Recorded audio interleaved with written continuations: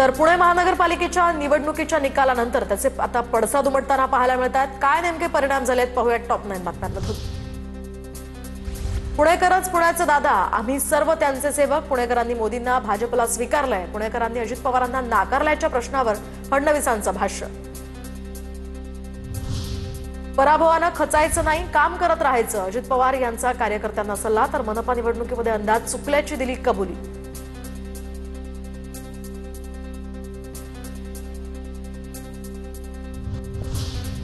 अजित पवार, सुप्रिया सुळे, अमोल कोल्हे, शशिकांत शिंदेंनी शरद पवारांची बारामतीमध्ये भेट घेतली।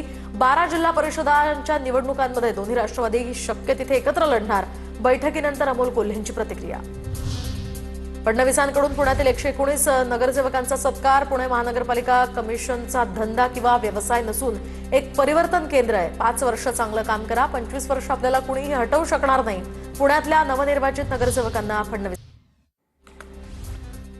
बारामतीमध्ये उपमुख्यमंत्री अजित पवारांच्या उपस्थितीत जिल्हा परिषद आणि पंचायत समितीसाठी इच्छुक उमेदवारांच्या मुलाखती। जिल्हा परिषदेचे 6 गट आणि पंचायत समितीच्या 12 गणांसाठी अजित पवार स्वतः मुलाखती घेत आहेत।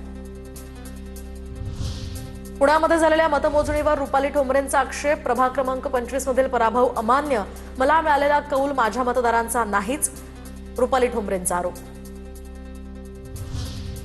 पुण्यातील प्रभाग क्रमांक 38 मध्ये मतमोजणीतील अंतिम आकडेवारीमध्ये फेरफार। 79,826 मतदान झालं, मात्र मतमोजणी वेळी 1,035 मतं कमी, वसंत मोरेंचा आरोप। पुण्यामध्ये जिल्हा परिषद आणि पंचायत समिती निवडणुकीसाठी राष्ट्रवादी अजित पवार पक्षाच्या स्टार प्रचारकांची यादी जाहीर। अजित पवारांसह सुनील तटकरे, सुनेत्रा पवार, रुपाली चाकणकरांचा स्टार प्रचारकांच्या यादीमध्ये समावेश।